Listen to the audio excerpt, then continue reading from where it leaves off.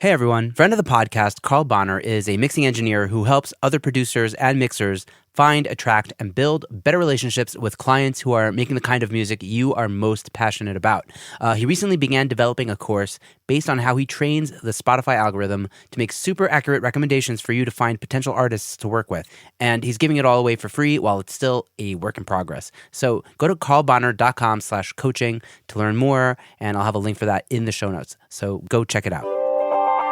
Hey everyone, welcome back to Secret Sonics. This is episode 127 with Willie Green, Womack. I had a great chat with Willie about so many things. It was one of those episodes where you just it's a deep dive into everything. And we talked about, ego versus confidence, the DIY mentality, following up with artists, the importance of sleep and rest, enjoying the journey, serving the song to the best of your ability. We talked about bringing other people into your creative process. We also talked about the state of the industry, about how the value of art in a noisy content world is diminished, and how the industry is spreading artists and creatives very thin. We talked about attention to details, thoughts on immersive audio, potentially using it from the ground up to inspire a creative process. We talked about his exhibition Press Play, which was fascinating, and I think you're going to love it, so you have to listen out for that part. And, working on your own creative endeavors versus for artists. We talked about NFTs, getting inspiration from other art forms. So tons of interesting conversation topics and takeaways from this episode. So I think you're going to love it. So with all that to say, enjoy this episode with Willie Green here on Secret Sonics.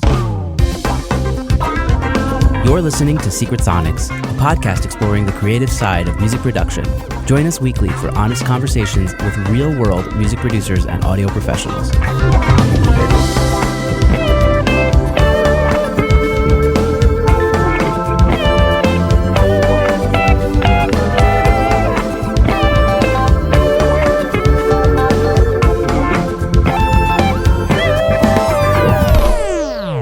Hello, and welcome back to Secret Sonics. I'm your host, Ben Wallach. My guest today is Willie Green, Womack. Willie is a producer, engineer, and sonic artist who has built a discography boasting names such as Wiz Khalifa, The Alchemist, The Roots, Billy Woods, Elucid, and many more, and established himself as one of the top names in independent hip-hop and R&B. Currently residing in Berklee, New York, Womack is a member of the AES Board of Governors and teaches at the Purchase Conservatory of Music. Willie and I recently connected on the internet, and he's graciously agreed to join me on the air. So with all that to say, welcome to Secret Sonics, Willie. Thank you for having me. I'm glad to be here. Yeah, super appreciate it.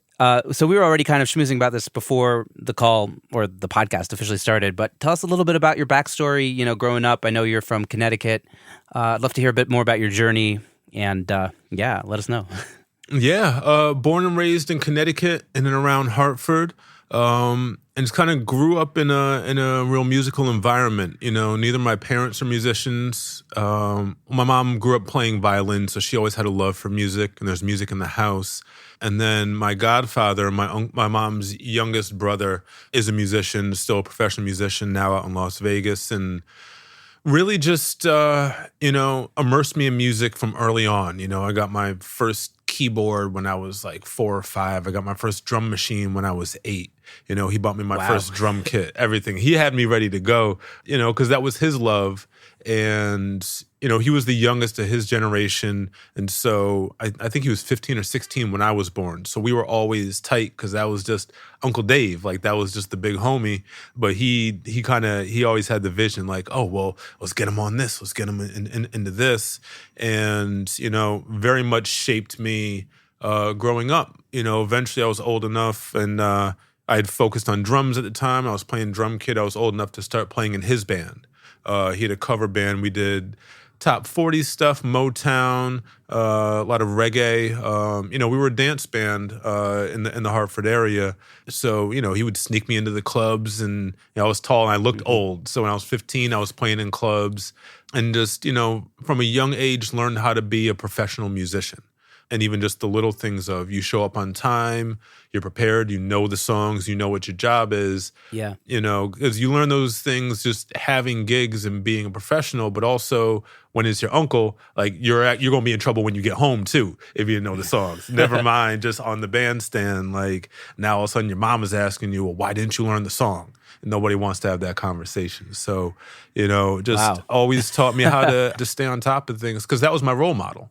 And still is, like, that's someone I look up to. So I never wanted to let him down. And that idea of, holding up your end of the job and completing your part of it is very much a big part of my work mentality now. If I say I'm going to do something, taking responsibility for the work you do and the clients. And that's the biggest thing about being a professional, it's expected that my mixes sound good. Like, that's the job. I've been doing it long enough. It's expected if you come in to do a vocal session, the mic is going to sound right and everything's going to be ready to go. The sonic part goes without saying, but being the professional, that's what kind of separates different people, because no one wants to work with a jerk, We work in small rooms and intimately with people, and if it's not pleasant, people don't want to do that, and they're not going to call you back.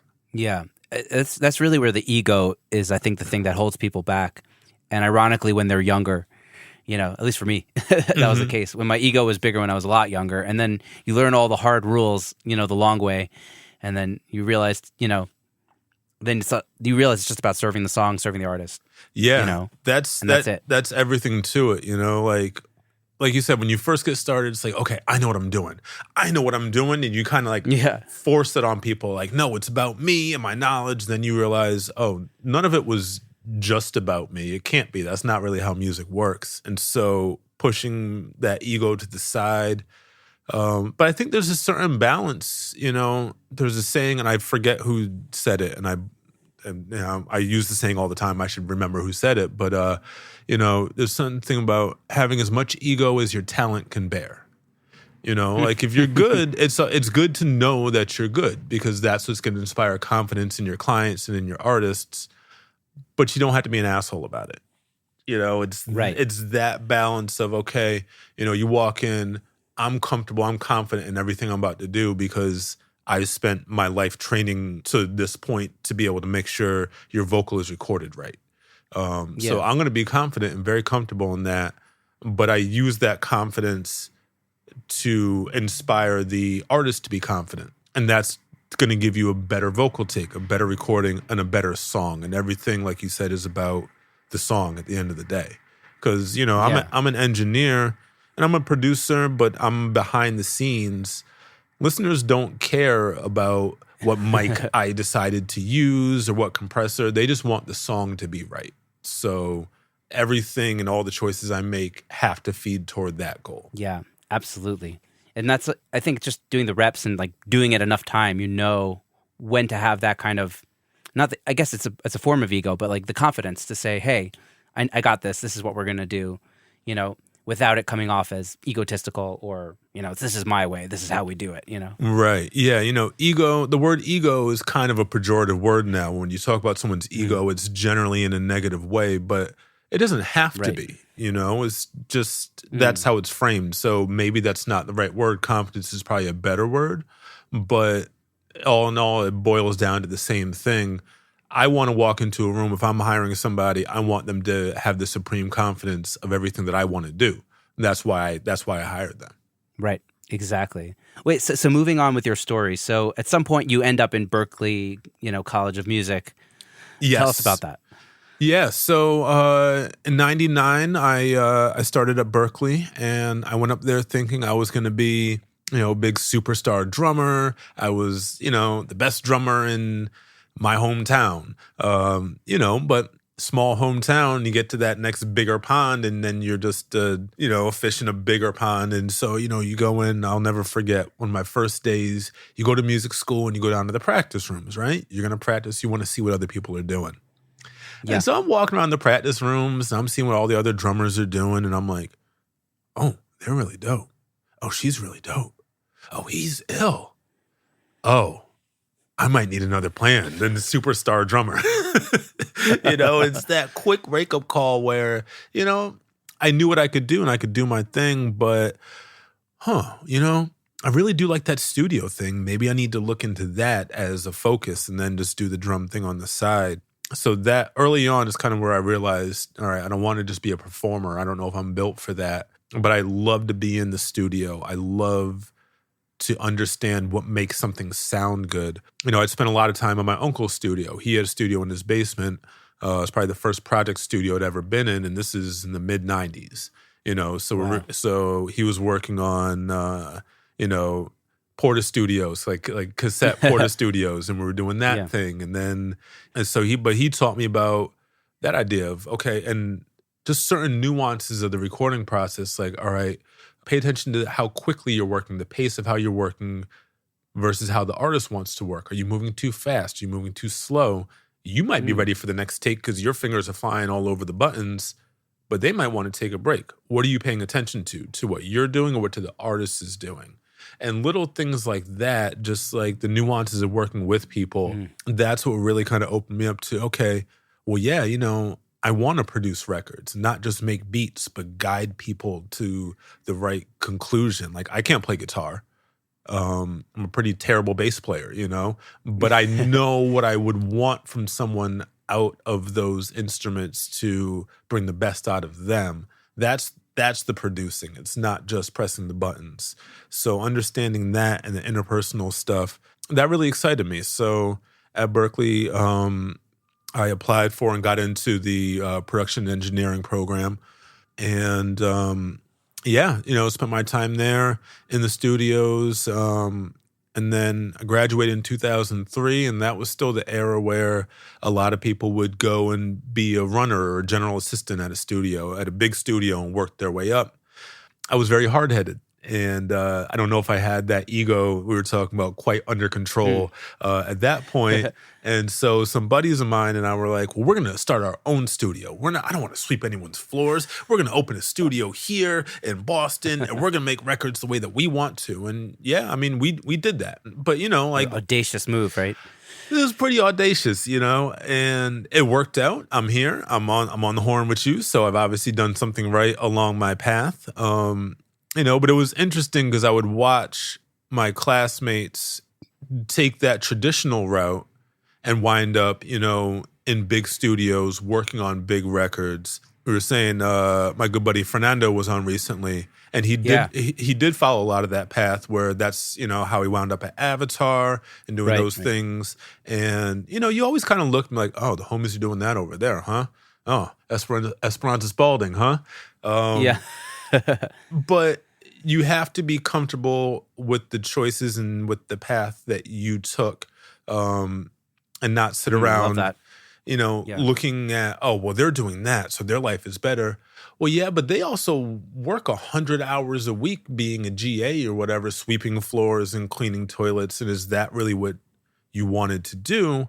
And when I was 21, I don't know if my hard-headedness was ready for that. You know, so I had to take some of those growing pains of finding clients. And, you know, we got busy, but it was small records, indie rappers, local rappers from Boston, local bands from Boston. We did a few indie films, which is where I learned I really don't like post. And I highly respect all of those who do. And I still do a little bit of post every now and then. Every year or two, maybe I'll work on like a short film or something for a friend, someone who I know I like to work with this person, so this is going to be fine. But film is not where my heart lies. Where's that for you? Yeah, it's a different thing. You know, it's not creative in the way that making records is for me, because I am a musician and I do come from that song making record background, because everything with me is just still built off of the records I grew up hearing in the house. You know, my mom was a big Smokey Robinson fan. So to me, the reference in the back of my mind for any record I'm making is, man, what would Smokey do?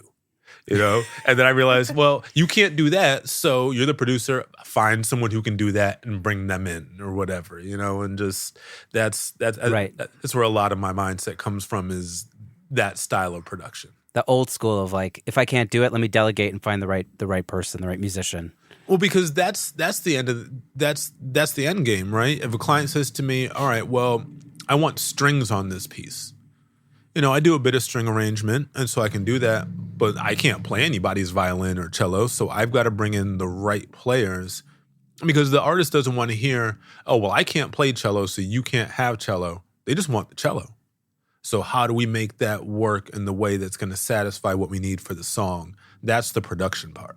Yeah, totally. And just to comment on your you know, making your own studio instead of becoming a runner or whatever.